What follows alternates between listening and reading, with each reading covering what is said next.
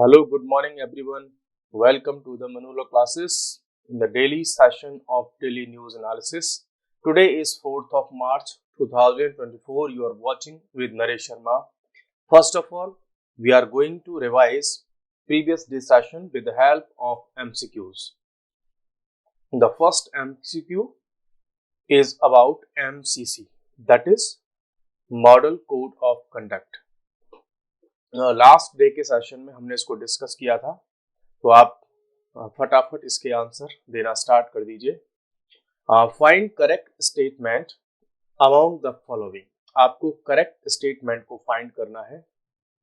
The MCC comes into effect with the first speech of the PM for पोल।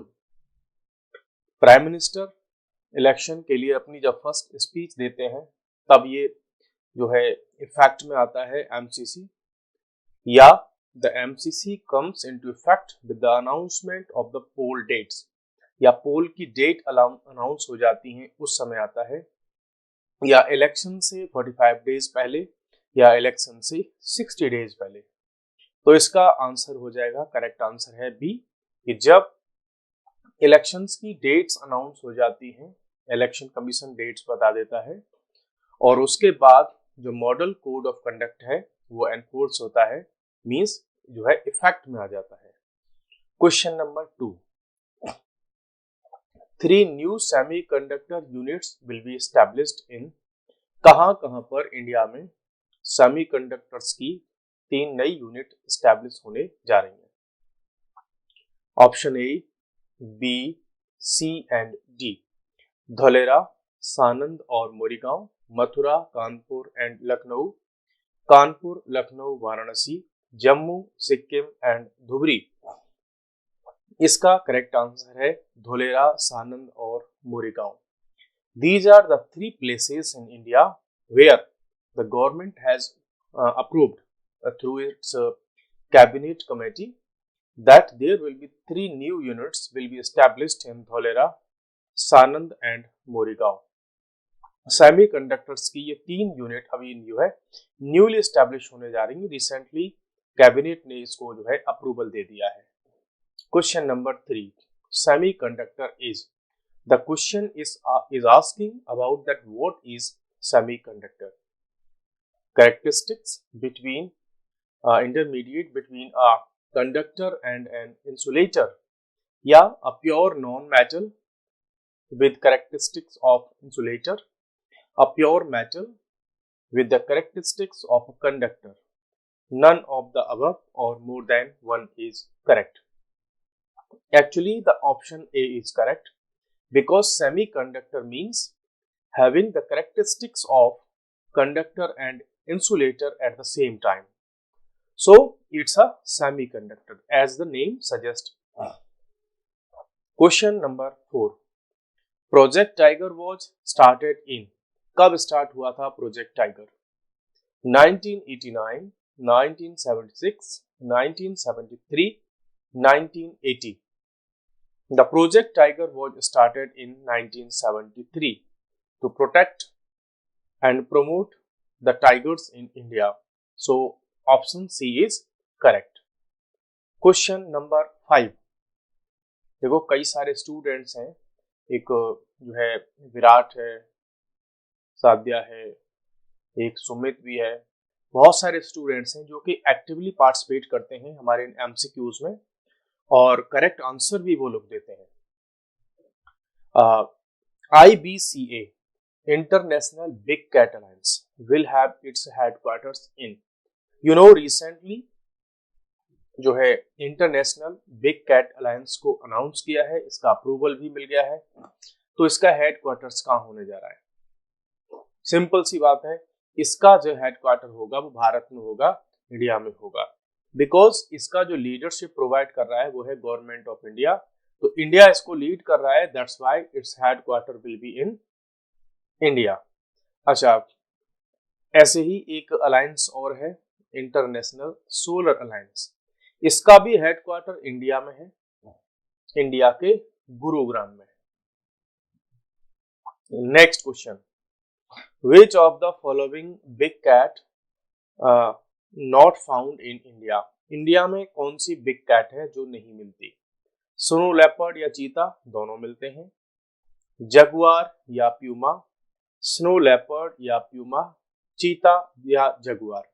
देखो, India में Jaguar is not available, Puma is also not found.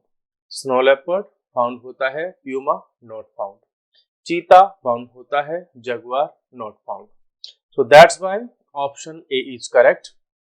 Recently we discussed regarding the International Big Cat Alliance, and there are total 7 big cat species. Out of 7, all 5 are found in India except 2. 2 are jaguar and puma. Both are not available in India. Question number 7. PM Surya Ghar scheme, PM Surya Ghar scheme को अभी launch किया गया, तो is under which ministry? कौन सी ministry इसको deal कर रही है? कौन सी मिनिस्ट्री इसके लिए नोडल मिनिस्ट्री है? Option A, ministry of science and technology, ministry of new and renewable energy, ministry of home affairs, या none of the above? Actually the answer is B, because ministry of new and renewable energy जो है इसकी nodal ministry है, because the energy that is solar energy is a renewable energy and also a green energy, because when we use solar panels to produce electricity, then there is nothing as a byproduct to harm the environment, just like unlike the conventional sources of electricity production, like coal burning, है ना, diesel burning, gas burning. All these activities produce various poisonous gases, but when we produce electricity through new and renewable energy sources like solar energy, like kinetic energy through water, okay, tidal energy, है ना, wind energy, या आपकी जो है hydrogen जो fuel है उसके through, तो ये जो है हार्म नहीं करते एनवायरनमेंट को या ग्लोबल वार्मिंग को, जो ग्लोबल वार्मिंग को इंप्रूव नहीं करते ये। Question number 8, what is the aim of the PM Surya Ghar scheme? तो ये जो स्कीम है इसका एम क्या है? To provide free houses, HOU, to provide free houses for poor families? No. To provide rooftop solar plant, to provide free solar power plants for poor families, या एक word use कर दिया इन्होंने, to provide rooftop solar and free electricity. देखो, to provide rooftop solar plant ये भी correct option है, but और देखो करेक्ट प्रॉब्लम तो ऑप्शन तो ये भी हो सकता था, बट देखो यहाँ उन्होंने एक टर्म यूज कर दिया कि पुअर फैमिलीज। देखो ये इसमें ऐसा कोई क्राइटेरिया इन्होंने नहीं रखा है, ठीक है, कि पुअर फैमिलीज को ही ये सोलर प्लांट्स मिलेंगे, या फिर है कि to provide rooftop solar and free electricity. तो इसमें ये और भी कॉम्प्रिहेंसिव जो है स्टेटमेंट हो गया। That's why the most appropriate option that is correct is option D, because इसमें रूफटॉप सोलर भी आ गया और फ्री इलेक्ट्रिसिटी भी आ गई। So that's why option D is correct. In Dholera there will be established a semiconductor factory. Where is Dholera? कहां पर है Dholera? Gujarat, Rajasthan, Assam, Maharashtra. So correct answer is Gujarat, because in Gujarat, Dholera and Sanand, there will be 2 semiconductor factories will be established, and both will be in Gujarat. Next question is, in Morigaon, there will be established a semiconductor factory. यहाँ पर भी एक semiconductor factory को establish किया जाएगा। तो where is Morigaon? Morigaon कहाँ पर है? तो यहाँ धोलेरा से रिप्लेस हो जाएगा ये जो है मोरेगांव, ठीक है। यहाँ मीन्स हम इसको मोरेगांव के जो है सेंस में अटैच कर रहे हैं इस क्वेश्चन को, ठीक है। क्या क्वेश्चन है हमारे पास में?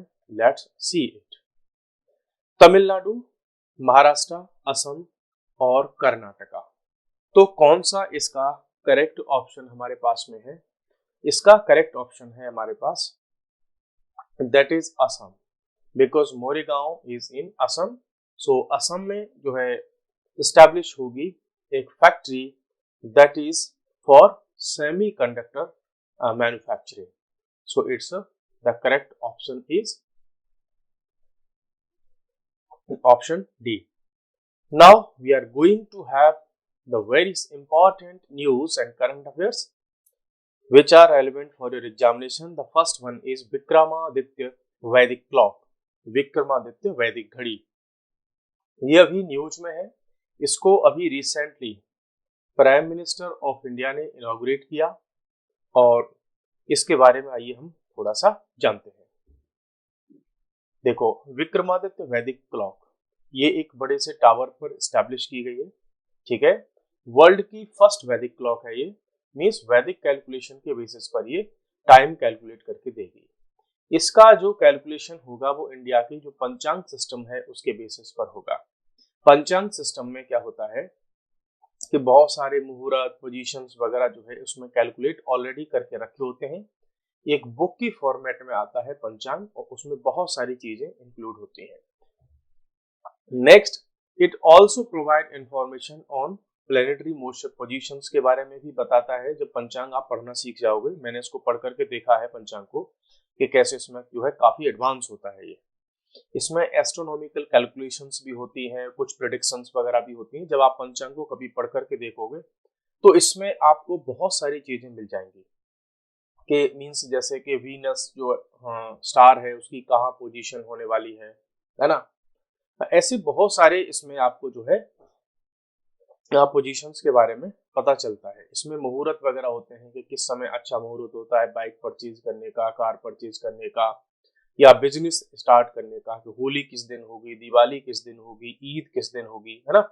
ये सारे के सारे कैलकुलेशंस उसमें ऑलरेडी दिए होते हैं। नाउ ये जो वैदिक क्लॉक है ये क्या क्या प्रोवाइड करेगी आपको? एक तो इंडियन स्टैंडर्ड टाइम प्रोवाइड करेगी, at the same time it will also provide you the time that is Greenwich mean time. ये टाइम भी आपको उसमें दिखाई देगा एट द सेम टाइम, ये आप यहाँ पर देख सकते हो। देखो, ये वैदिक टाइम शो कर रहा है हमको that is 12:08। Indian standard time यहाँ पर है, इसमें शो कर रहा है 4:21 PM। Greenwich mean time show कर रहा है 10:51 AM। तो तीनों टाइप के टाइम्स यहाँ पर शो होंगे, वैदिक वाला भी, जो इंडियन स्टैंडर्ड टाइम है वो, और जो इंटरनेशनल टाइम है that is Greenwich mean time, उसको भी ये वहीं की वहीं उस पर जो है रिफ्लेक्ट करेगा, शो करेगा। उज्जैन की अगर हम बात करें तो ये उज्जैन में जो है एस्टेब्लिश किया गया है। उज्जैन की जो पोजीशन है वो प्रिसाइज पॉइंट है, बिकॉज जहां पर हमारी जीरो मेरिडियन और ट्रॉपिक ऑफ कैंसर एक दूसरे को इंटरसेक्ट करती हैं। आपको पता होगा कि इंडिया का जो स्टैंडर्ड टाइम है वो इससे लिया जाता है, जो हमारी मेरिडियन है 82.5 मेरिडियन, जो आपको पता होगा इलाहाबाद के या प्रयागराज के नैनी से होकर के निकलती है, ठीक है। और ये दोनों मीट करती हैं कहां पर? उज्जैन में। सो दैट्स व्हाई उज्जैन का इंडिया के टाइम कैलकुलेशन में एंशिएंट टाइम से ही बहुत बड़ा रोल प्ले इसने किया है। जब 82.5 जो लॉन्गिट्यूड है इसको एक्सेप्ट नहीं किया गया था, मींस जो है इसको अडॉप्ट नहीं किया गया था, तो इंडिया में जो टाइम कैलकुलेशन होता था वो इससे होता था उज्जैन से। और उज्जैन से ही बहुत सारे इंडिया में पंचांग निकलते थे, उनको बहुत ज्यादा एक्यूरेट ही माना जाता था। उज्जैन, इसकी लोकेशन उस समय पर 75.78 हुआ करती थी, कुछ इतना इसमें हमारा कैलकुलेशन पहले से ही हो रखा था। तो हम यह कह सकते हैं कि इंडिया जो है जो प्लैनेट्स की पोजीशंस, सन की position, time calculation, ancient India में ये सब कुछ बहुत एडवांस लेवल पर था, ठीक है। The period between two sunrises, ये क्या शो करेगी? जो दो सनराइजेस होंगे उनके बीच का टाइम जो है ये शो करेगी। मॉर्निंग में कितने बजे सनराइज हुआ और इवनिंग में कितने बजे जो है सनसेट हुआ, उसके बीच के टाइम को ये आपको वहां पर शो करेगी। और इसमें 30 पार्ट्स में डिवाइड किया जाएगा, जो अभी हम जिसको पूरे एक दिन को 24 पार्ट्स में डिवाइड करते हैं, यहाँ पर ये 30 पार्ट्स में डिवाइड होगा, बिकॉज इसमें जो आवर होगा वो 48 मिनट्स का होता है इंडियन जो है कैलकुलेशन के अकॉर्डिंग। ये मॉर्निंग में 0.00 से स्टार्ट होकर मीन्स डेली स्टार्ट होगी ये क्लॉक, ठीक है, और ये 30 आवर्स के पार्ट्स में जो डिवाइड हो जाएगी 48 मिनट का होगा। Clock is located within Jantar Mantar in Ujjain. Ujjain का जो जंतर मंतर है वहां पर इसको स्टैब्लिश किया गया है। अब ये जंतर मंतर क्या है इसको भी हम थोड़ा सा जान लेते हैं। जंतर मंतर जो है उस समय के सवाई जयसिंह नाम के किंग हुआ करते थे, दैट इज जयपुर। जयपुर भी इन्होंने ही स्टैब्लिश किया था, ठीक है। तो इन्होंने इंडिया के 5 शहरों में जंतर मंतर स्टैब्लिश किए थे। ये देखो जंतर मंतर का एक फोटो आपको हम दिखा रहे हैं। यहाँ से टाइम वगैरह कुछ कैलकुलेट किया जाता था और काफी एडवांस हुआ करता था उस समय पर। So this is in 5 cities. ये क्वेश्चन कई बार पूछा गया है कि which are the 5 cities where Jantar Mantar have been established. कौन कौन से हैं? एक तो आपका दिल्ली है जंतर मंतर, आप कई बार सुनते होंगे कि वहां पर लोग धरना प्रदर्शन प्रोसेसन के लिए यूज करते हैं। नेक्स्ट आपका मथुरा है उत्तर प्रदेश में, आगरा के पास, और हरियाणा राजस्थान के बॉर्डर पे। वाराणसी आप जानते ही होंगे, वाराणसी को उत्तर प्रदेश में है। और नेक्स्ट है आपका Ujjain, that is in MP. और एक है फिर आपका जयपुर, दैट इज इन कहां पर है? राजस्थान में। तो इन 5 जगह पर इंडिया में जंतर मंतर है। और जयपुर वाले जो सिटी है आपको पता ही होगा कि वो सिटी और जयपुर का जंतर मंतर ये यूनेस्को की हेरिटेज लिस्ट में भी ऑलरेडी जो है इंक्लूड हो चुके हैं। तो उज्जैन आप समझ गए होंगे। तो उज्जैन जो है ये इस पर मींस जो हमारी प्राइम मेरिडियन है वो इंडिया का, जिससे हम टाइम कैलकुलेट करते हैं, और ट्रॉपिक ऑफ कैंसर, उन दोनों का जहां इंटरसेक्शन होता है वहां पर ये हमको अवेलेबल है, ठीक है। चलिए नेक्स्ट हमारे पास में है alliance for global good gender equity and equality. अभी एक रिसेंटली फिर से एक अलायंस जो है इंडिया ने लॉन्च किया है। नाम है उसका alliance for global good gender equity and equality. Means यहाँ पर ये जो अलायंस है वो स्पेशली फॉर वुमेन एम्पावरमेंट के लिए है। Let's know something about this alliance. Union minister of women and child development, उन्होंने अभी इसको लॉन्च किया है। Can you tell me who is the minister of this ministry? इसका मिनिस्टर कौन है करेंटली? इन्होंने इसका लोगो भी लॉन्च कर दिया है और इसकी वेबसाइट को भी लॉन्च कर दिया। This is the logo of this international alliance. क्या इसका इंपॉर्टेंस है? तो इसका इंपॉर्टेंस है कि ये एक माइलस्टोन है global pursuit of gender equality. Means international level पर इंडिया अपने नेशनल लेवल पर बहुत सारा वर्क कर रहा है, बिकॉज रिसेंटली जो है लोकसभा और जो legislative assemblies of the states हैं उनमें जो है एक विमेन रिजर्वेशन बिल भी उसके लिए आ चुका है और वो पास भी हो चुका है। तो विमेन का रिजर्वेशन हमने वहां पर कर भी दिया है। तो इंटरनेशनल लेवल पर हम जेंडर इक्वालिटी के काम इसमें कर रहे हैं। कहाँ पर लॉन्च हुआ है? ये दावोस में लॉन्च हुआ। What is Davos? तो देखो जो वर्ल्ड इकोनॉमिक फोरम है उसकी एनुअल मीटिंग थी यहाँ पर दावोस में, और वहीं पर इसका क्या हुआ? अनाउंसमेंट हुआ है। किसका? ये जो alliance for global good gender equity and equality, इसका अनाउंसमेंट हुआ है। कहाँ पर? World Economic forum. इसमें वर्ल्ड इकोनॉमिक फोरम है, ये बहुत अच्छे तरीके से इसमें क्या करने वाला है? हेल्प करने वाला है, फाइनेंशियली टेक्निकली बहुत सारा सपोर्ट यहाँ से मिलने वाला है।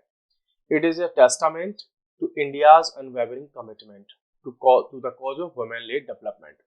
हम G20 में बात कर रहे थे कि इंडिया में हम वुमेन डेवलपमेंट को लेकर के आएंगे, वुमेन जो है हमारे यहाँ लीडरशिप रोल में रहेंगी। It was launched by India with the support और endorsement of the World Economic Forum. Aim क्या है इसका? To bring together global best practices, कि वर्ल्ड में और कहाँ कहाँ पर बहुत अच्छी प्रैक्टिसेस हैं जहाँ पर वुमेन को हम फ्रंट पे लेकर के आ रहे हैं और उनका डेवलपमेंट पर हम फोकस कर रहे हैं या उनको लीडरशिप रोल में ला रहे हैं। To foster knowledge sharing and attract investments in key areas. तो जब ये अलायंस बनेगा तो स्पेशली वुमेन से रिलेटेड जितनी भी डेवलपमेंट से रिलेटेड या वुमेन्स का हेल्थ हो गई, एजुकेशन हो गई, एंटरप्राइज हो गई, उन सब में इंटरनेशनल लेवल पर इन्वेस्टमेंट वगैरह पर भी काम किया जाएगा। It builds on commitments of G20 leadership. जब हुई थी इंडिया जिसका प्रेसिडेंट था, उसमें इंडिया ने अपना एक कमिटमेंट भी किया था कि इंडिया का डिक्लेरेशन था to women led development. Currently all over the world जो सोसाइटीज हैं उसमें जो मेल है मीन्स पुरुष हैं कहीं भी डेवलपमेंट में मोस्टली लीड कर रहे हैं। तो इंडिया का कहना है कि हम वुमेन लेड डेवलपमेंट को आगे बढ़ाएंगे, मींस डेवलपमेंट हम ऐसा करेंगे जहां पर वुमेन जो होंगी वो लीड करेंगी। It is being supported by influential partners like bill and Melinda Gates foundation, जो बिल गेट्स हैं माइक्रोसॉफ्ट वाले। तो इनका भी इसमें अच्छा खासा जो है सपोर्ट मिलने वाला है इस जो है ग्लोबल अलायंस में, जो कि वेमेन एम्पावरमेंट के लिए है। नेक्स्ट हमारे पास में है फाइनेंशियल इंटेलिजेंस यूनिट। क्या है फाइनेंशियल इंटेलिजेंस यूनिट और ये न्यूज में क्यों है? Financial intelligence unit that is FIU IND, इसने अभी 5.49 करोड़ का जो है एक फाइन लगाया है पेटीएम पेमेंट बैंक्स पर। किसके लिए? बिकॉज पेटीएम ने वायलेट किया इसको prevention of money laundering act के अंदर जितने कुछ जो रेगुलेशंस होते हैं कि हम कंट्री में जो मनी लॉन्ड्रिंग है उसको सपोर्ट ना करें। तो पेमेंट ये जो पेटीएम पेमेंट्स बैंक है इस पर एलिगेशंस है, बिकॉज इसके ऐसे बहुत सारे अकाउंट्स मिले जिन पर बहुत अच्छे से KYC वगैरह नहीं हो रखी थी, उनका ये पता ही नहीं था कि कहाँ से किसका अकाउंट है, किसको पैसा गया, ये ट्रांजैक्शंस का रिकॉर्ड उसके पास में बहुत अच्छे से ट्रेस करने की सिचुएशन में नहीं था। So that's why financial intelligence unit India इसने करीब 5.5 करोड़ रुपए का फाइन लगाया है पेटीएम पेमेंट्स बैंक पर। और पेटीएम पेमेंट बैंक पर इस समय मींस बहुत ज्यादा प्रॉब्लम में वो चल रहा है, बहुत सारे इश्यूज उसके साथ में निकल करके आ रहे हैं। So now let's know the important points for the exam point of view that what is FIU। देखो कई बार हम आपको DNA में भी बताते हैं, डेली न्यूज एनालिसिस में, और हम आपको क्लास में भी बताते हैं कि बहुत सारी जगह पे क्या हो रहा है यूट्यूब पर या और कहीं भी, डेली न्यूज एनालिसिस के नाम पर हम इतनी सारी न्यूज वहां पर पढ़ रहे हैं, इतना कुछ कंटेंट वहां से हम न्यूज़पेपर में पढ़ते हैं, 2-2 3-3 घंटे उसमें लगा रहे हैं हम। देखो आपको ये गौर करना होगा कि एग्जाम में कभी भी न्यूज को नहीं पूछा जाता। न्यूज की वजह से जो इश्यू है, जो कोई ऑर्गेनाइजेशन है, जो कोई कंट्री है, ठीक है, वो जब न्यूज में आता है तो हमारे लिए इंपॉर्टेंट होता है कि जब वो सिचुएशन, वो इश्यू, वो कंट्री, वो प्लेस न्यूज में आया तो हम उसके बारे में उसका बैकग्राउंड जाने, उसका क्या लीगल एस्पेक्ट है, उसका हिस्टोरिकल एस्पेक्ट क्या है, कोई उसका टेक्निकल एस्पेक्ट क्या है, उसका कोई लीगल एस्पेक्ट है, हम उसको उस तरीके से पढ़ते हैं, तब हमारे एग्जाम में वो न्यूज इंपॉर्टेंट बन जाती है। ठीक है, तो देख लेते हैं फाइनेंशियल इंटेलिजेंस यूनिट। जैसे मैं आपसे कहूं कि रिसेंटली एनफोर्समेंट डायरेक्टरेट से रिलेटेड बहुत सारी न्यूज अभी जो है न्यूज़पेपर्स में आती हैं, टेलीविजन पर आती हैं, ठीक है।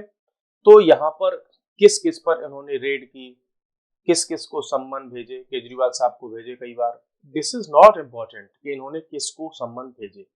नाउ आने वाले एग्जाम्स में आप देखेंगे कि एनफोर्समेंट डायरेक्टरेट से रिलेटेड बहुत सारे एग्जाम्स में क्वेश्चन पूछे जाएंगे, और क्वेश्चन उसमें क्या होंगे, उनका बेसिक मतलब हो गया कि ईडी है क्या, ठीक है। तो ईडी के बारे में क्वेश्चन पूछेंगे वो।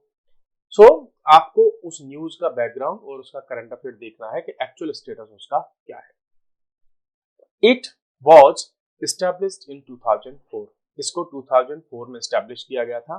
It works under the ministry of finance. आपको पता होगा कि जो एनफोर्समेंट डायरेक्टरेट है वो भी स्टार्टिंग में जो है जब स्टार्ट हुआ था तो उसका भी एक अलग नाम हुआ करता था, इसका तो स्टार्टिंग से ही सेम है, ठीक है। और वो भी मिनिस्ट्री ऑफ फाइनेंस के अंदर वर्क करता है जो ईडी है, और फाइनेंशियल इंटेलिजेंस यूनिट भी काम करती है किसके, मिनिस्ट्री ऑफ फाइनेंस के अंदर में।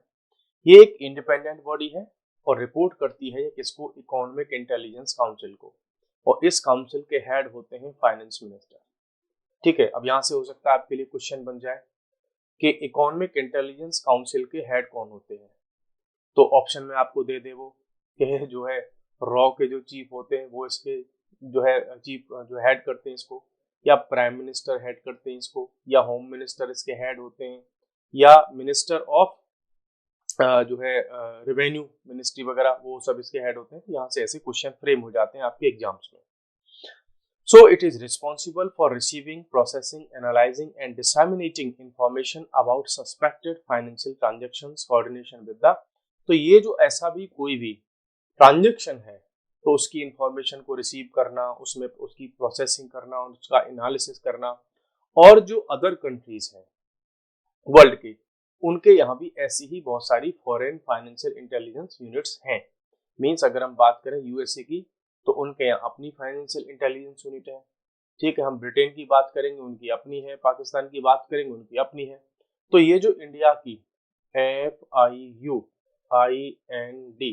ये जो FIU इंड है, ये इंडिया के अंदर तो काम करती ही है, but it also work in close coordination and cooperation with international intelligence investigation and enforcement agencies. किसके रिगार्डिंग में? जो मनी लॉन्ड्रिंग के इश्यूज होते हैं वो, और जो टेररिस्ट को कहीं से भी फाइनेंसिंग होती है उसके रिगार्डिंग में। तो financial intelligence unit of India जो है, वो इंडिया के अंदर मनी लॉन्ड्रिंग को रोकने के लिए काम करती है, और जो टेररिज्म को फाइनेंसिंग होती है उसको रोकने पर भी ये काम करती है। ऐसे बहुत सारे केसेस में काम करती है जहां पर जो फाइनेंशियल ट्रांजेक्शंस होते हैं वो सस्पेक्टेड होते हैं। ठीक है, तो उसमें इंटेलिजेंस की तरह काम करती है, जैसे इंटेलिजेंस ब्यूरो करती है लॉ एंड ऑर्डर या सिक्योरिटी से रिलेटेड मैटर के लिए। जो रॉ है, रिसर्च एंड एनालिसिस विंग, ये काम करती है इंटरनेशनल लेवल पर, काम करती है किसके रिगार्डिंग में? क्राइम के रिगार्डिंग में, इंडिया की सिक्योरिटी के रिगार्डिंग में। ठीक है, तो वैसे ही ये जो फाइनेंशियल इंटेलिजेंस यूनिट है, केवल फाइनेंस से रिलेटेड मैटर्स को देखती है। हालांकि ये जो FIU है, IB और रॉ या और भी बहुत सारी एजेंसी, ये आपस में, या ED, ये सब आपस में क्लोज कोऑपरेशन में काम करती है। तो एक दूसरे के साथ में इंफॉर्मेशन भी शेयर करते हैं और कोऑपरेट भी करते हैं। So now we have discussed multiple news and current affairs, and also we revised the previous day session with the help of MCQs। तो अगर आपको सेशन पसंद आ रहे हैं तो आपको लाइक भी कर दीजिए। ठीक है, और बाकी स्टूडेंट्स की तरह और स्टूडेंट्स भी क्या करें, पार्टिसिपेट करिए क्विज में, और देखिए फिर आपको ये आपका जीके के जो कॉन्सेप्ट्स है, करंट अफेयर के कॉन्सेप्ट है, कितनी जल्दी आपके स्ट्रांग होना स्टार्ट हो जाएंगे। सो बनी रहिए इसी तरह से हमारे साथ। Now we are going to end today's session in the hope that we will meet again. So goodbye, take care everybody.